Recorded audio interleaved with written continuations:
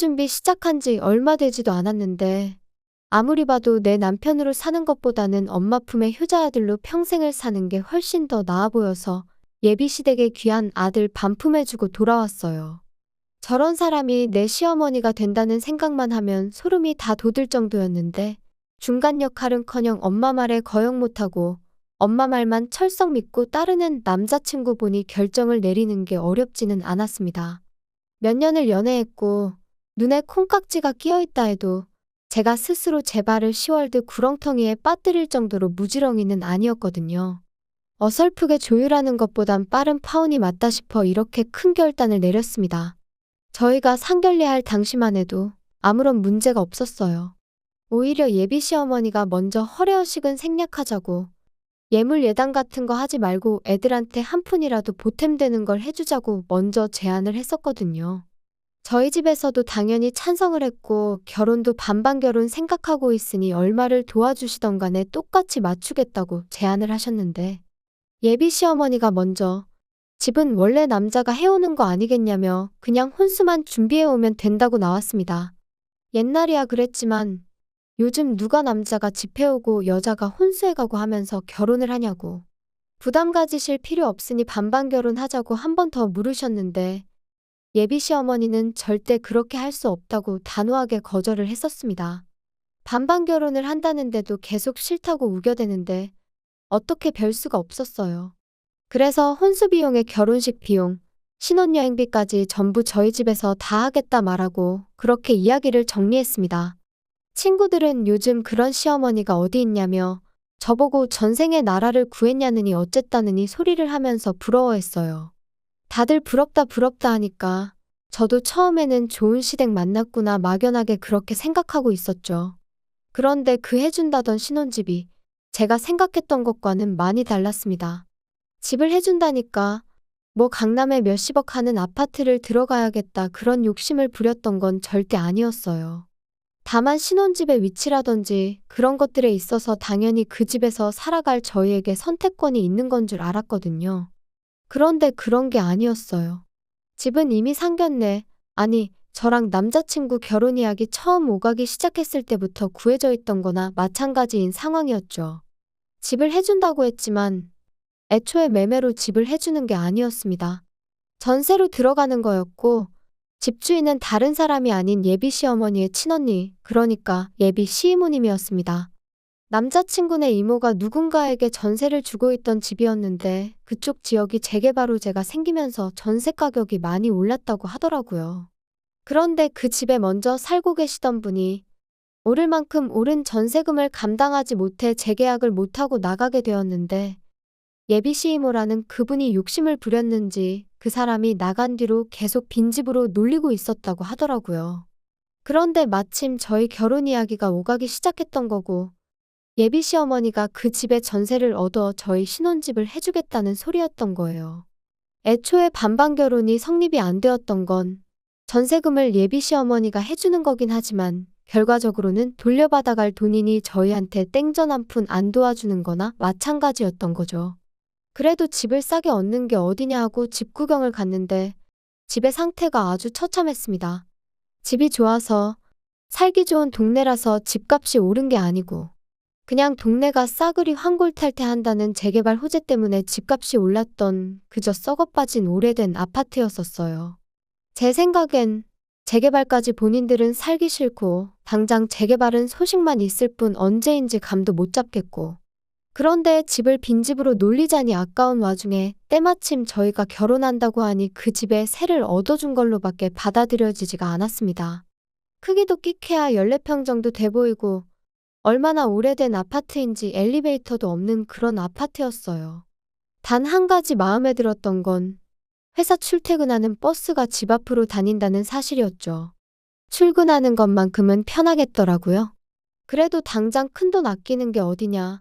집에 들어가는 돈 신경 안 쓰고 살아도 되게 된 만큼 열심히 모아서 좋은 집으로 이사 나가자 그런 생각이었죠.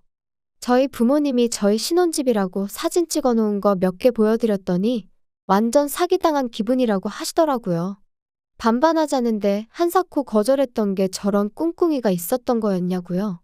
그때만 해도 저는 저희 부모님을 설득했어요. 좋은 점만 보자고요. 집도 오래되고 평수도 작으니까 혼수도 대충 가성비 제품으로 채워놓고 이사 갈 때 새로 구하면 되는 거 아니겠냐고요.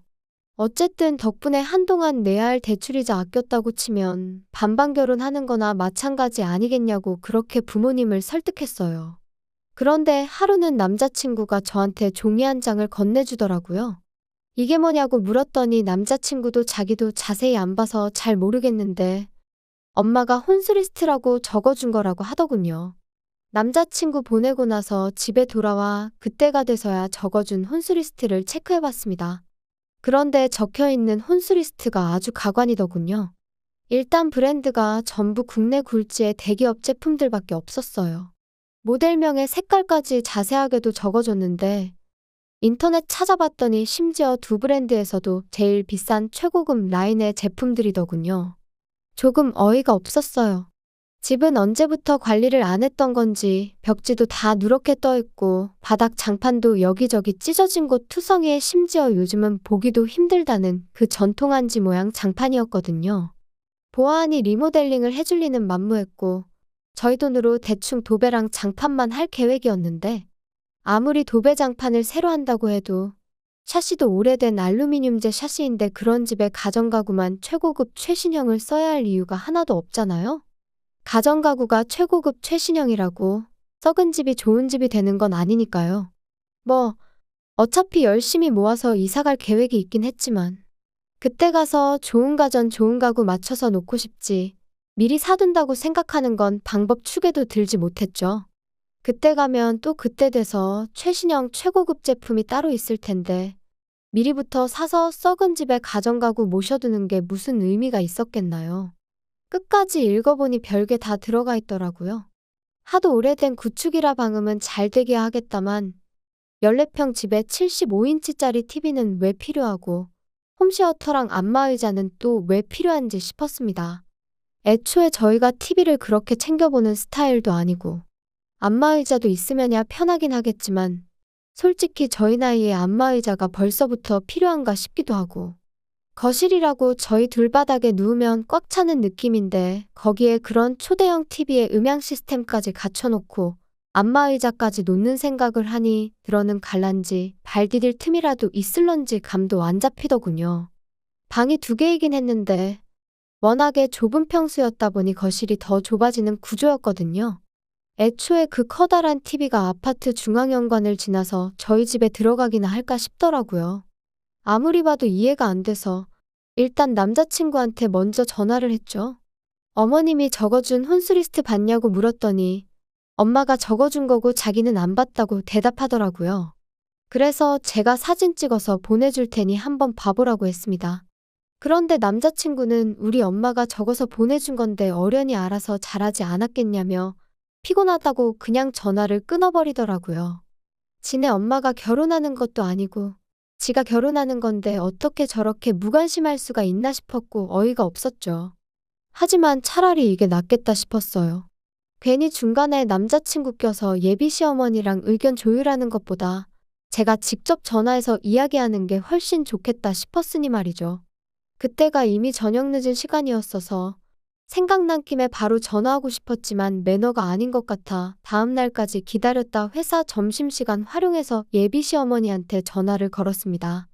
그런데 전화는 안 받고 톡으로 왜 전화했냐는 답장이 오더라고요. 예비 시어머니가 전화 받기 조금 난감한 상황인가 싶어서 그냥 저도 기다릴 것 없이 톡으로 물어봤어요. 혼수 리스트 적어준 거 보니 이해가 안 되는 점이 많아서 연락드린다고요. 일단 그런 최신형 대형 가전가구를 넣기엔 집이 많이 좁은 편인 것 같다고요. 그런데 예비 시어머니는 요즘 혼수해오면 다들 기본적으로 그 정도는 해온다던데 그런 것도 모르냐며 오히려 역으로 저한테 물어보더라고요. 저는 그저 혼수는 집에 맞게 무리하지 않는 편에서 제가 알아서 정하고 싶다고 그래서 물어본 거라고 대답했는데 예비 시어머니는 얼마짜리 집을 해주는데 그까짓 혼수 얼마나 된다고 그것도 못 해오겠다고 이러느냐고 말하더군요. 제가 못 해가겠다고 하는 소리가 아니라 집에 안 어울려서 그러는 거라고 다시 설명을 했지만 남들 다 해가는 만큼만 적은 거니 앓는 소리 하지 말고 하나도 빠짐없이 다 하라고 하더라고요. 그 이후에는 톡을 보내도 읽고 무시하는 식이었어요. 곰곰이 생각해봐도 이건 아니다 싶더라고요.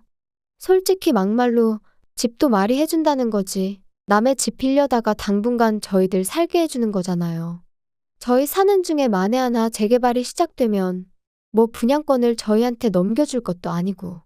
그렇다고 저희 앞으로 그 돈을 주기로 한 것도 아닌데 사실상 동거래는 예비 시어머니와 한가족인 예비 시이모님 두 분 사이에만 오간 거지. 제가 땡전 한 푼 받은 게 없는 거나 마찬가지였잖아요. 그런데 예비 시어머니 욕심에 집에 어울리지도 않는 혼수를 해오는 것도 말이 안 된다 싶어서 그냥 저도 제 뜻대로 밀어붙이기로 했습니다. 혹시나 또 집 해주는데 어쩌고 하면서 뭐라고 하면 제가 생각한 거 그대로 한마디 되갚아주려고요. 시어머니가 적어놓은 혼수 목록이 대충 계산만 해봐도 5천만 원이 훌쩍 넘었거든요. 제가 인터넷 뒤져가며 이것저것 찾아서 가성비 제품들로 구성해봤더니 그 코딱지만한 집 채우는데 500만 원이면 충분하겠더라고요. 예비 시어머니가 아들 시켜서 저한테 종이 한 장 휙 던져놓고 통보식으로 혼수 목록 줬던 것처럼 저도 똑같이 제가 새로 고친 혼수 목록 톡으로 사진 찍어서 예비 시어머니한테 보냈어요. 톡으로 또 이게 뭐냐고 물어오길래 불편하게 톡으로 하지 말고 전화로 하자고 말했죠. 뭔가 싶었는지 이번에는 전화를 바로 받더라고요. 예비 시어머니는 전화 받자마자 내가 적어준 거에서 뺄 게 뭐가 있다고 그걸 네 맘대로 고치냐며 짜증 섞인 목소리로 말을 꺼냈습니다. 제가 보니 빼고 고치고 할 게 한두 가지가 아니라서 다 고쳤다고 이유도 다 설명드리겠다고 말씀드렸죠. 짜증난 시어머니 말투 뒤로 하고 제 할 말을 시작했어요.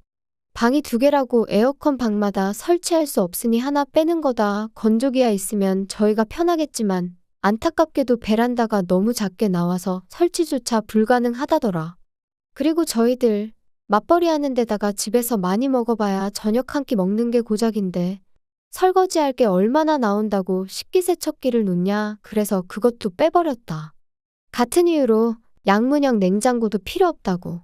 냉장고에 들어간다고 음식이 안 상하는 것도 아니지 않느냐? 괜히 큰 냉장고 때문에 안 그래도 좁아터진 집 더 좁아 보이고 전기세만 더 많이 나온다고. 그냥 적당한 크기의 냉장고로 바꾸겠다 했죠. 이런 식으로 하나하나 조목조목 이유를 대가며 바꾸는 이유랑 아예 목록에서 제외해버린 이유를 설명하니 예비 시어머니가 아주 잘났다고 벌써부터 돈을 이렇게 아끼는 걸 보니 조만간 부자 되겠다며 빈정거리는 말투로 말을 하더라고요. 하지만 그게 끝이 아니었죠. 아직 대망의 TV랑 홈시어터, 안마의자랑 고급 소파까지 거실에 들어갈 가전가구들은 시작도 안 꺼냈거든요. 솔직히 이 부분이 제일 거액이었다 보니 꼭 짚고 넘어갈 생각이었어요. 예비 시어머니한테 단도직입적으로 거실에는 테이블 하나랑 좌식의자 2개 정도 놓고 아무것도 놓을 생각 없다고 했습니다. 좁아터진 집 넓어 보이려면 아무것도 없는 게 최고인 거 모르시냐고. 그리고 집에서 TV 볼 일도 거의 없는데 무슨 TV냐. 그냥 거실에서는 차나 가끔 마시고 휴식하고 싶을 때 쉬는 공간으로 쓸 계획이니 그런 고급 가전제품들은 하나도 필요 없다고 딱 잘라서 말했죠. 예비 시어머니는 TV도 없이 세상 돌아가는 소식은 어떻게 알고 살 거냐고 집에 TV를 안 놓을 생각을 하냐며 뭐라고 하길래 요즘 그런 건 TV 없어도 다 폰으로 보고 컴퓨터로도 볼 수 있는 거 모르시냐 했죠.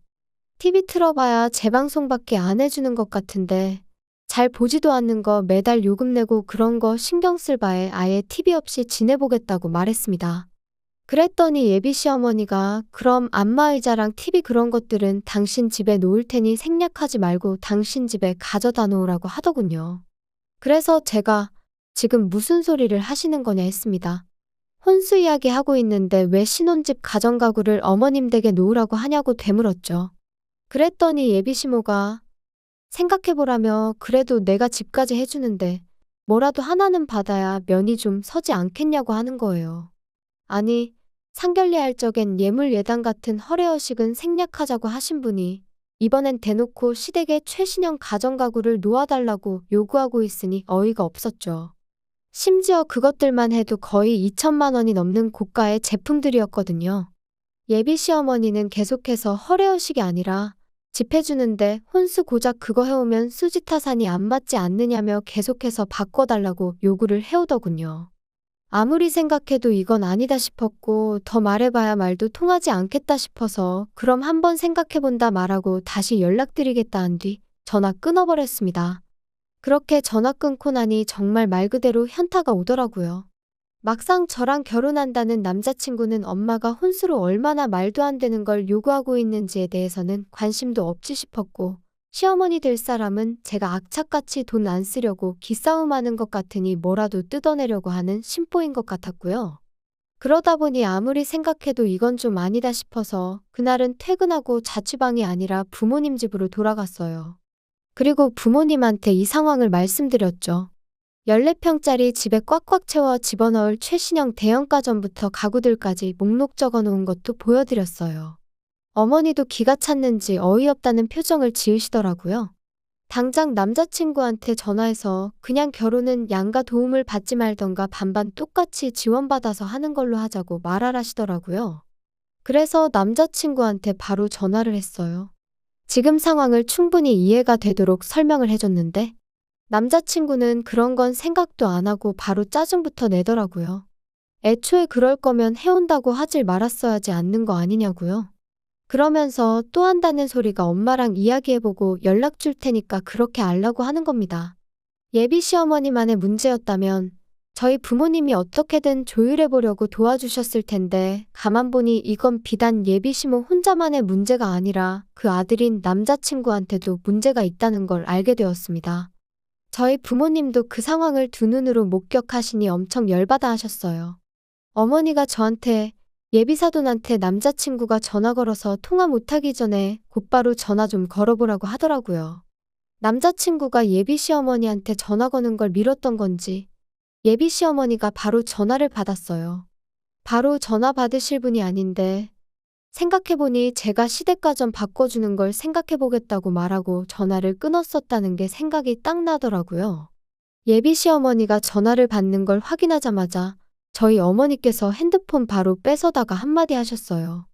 이런 식으로 나올 거면 그냥 반반 결혼시키자고요. 예비 시어머니는 어떤 상황인지 곧바로 눈치를 챘던 건지 거기서 오히려 큰 소리를 치더군요. 아니, 그럼 애초부터 해온다는 소리를 하지 말았어야 했던 거 아니냐?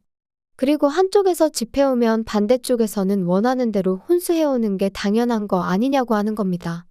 그 말 듣자마자 저희 어머니가 다시 전화에다 대고 한 소리 하셨어요. 내가 단칸방 들어가서 월세 사는 한이 있더라도 지금 사는 집 저희 신혼집으로 쓰게 내주겠다고요. 집은 내가 해올 테니 예비사돈이 혼수를 해오는 걸로 하셔라 했습니다. 다 쓰러져가는 14평 쓰레기 아파트 가지고 혼수 5천만 원치 받으려고 했나 본데 우리 집은 당신 언니가 가지고 있다는 그 잘난 집보다 평수도 크고 집값도 훨씬 더 받는 거 알고 계시냐고. 그러니 우리 집 신혼집으로 내주면 아주 리모델링부터 시작해 가전가구에 자동차까지 싹 다 받아내야겠다 했습니다. 집 해오면 원하는 대로 혼수해주는 게 당연한 거라고 하셨지 않냐고. 어디 한번 얼마나 해오는지 한번 두고 봐야겠다고 으름장을 놓으셨죠.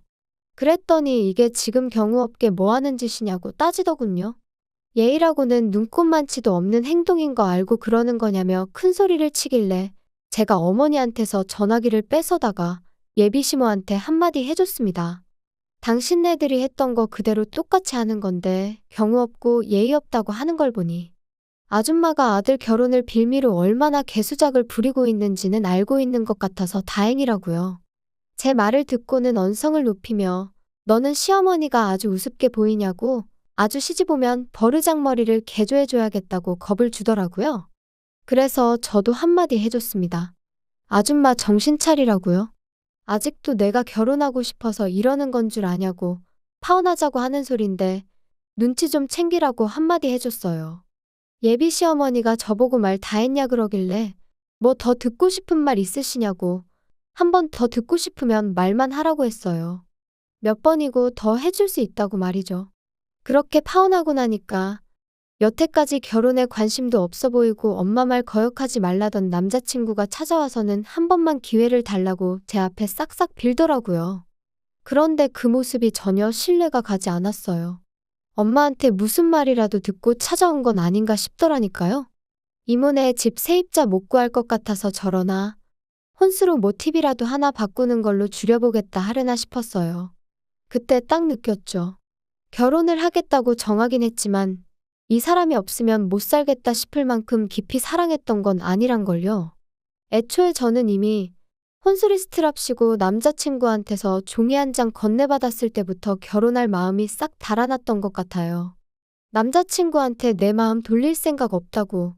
파혼의 이유가 당신 어머니한테만 있는 건 아니니 너무 엄마 탓은 하지 말라고 한마디 해줬네요. 애초에 너가 나랑 결혼하고 싶었으면 나랑 너네 엄마랑 저렇게 개싸움 나게 두지는 않았을 거 아니겠냐고 하니 아무 말도 못하고 돌아가더군요. 한편으로는 거액의 혼수 목록을 받았을 때 그때 차라리 후련하게 정리해버렸다면 이렇게 마무리가 더럽지는 않았을까 싶은 생각이 들 때도 있습니다. 하지만 여전히 그거 하나만큼은 확실하네요. 꼴 같지 않은 집구석에 주제 파악시켜주고 내 하고 싶은 말 속 시원하게 다 내뱉어낸 거, 그 덕에 제 속은 후련해졌고 아무 미련 없이 끝낼 수 있었다는 거 말이에요.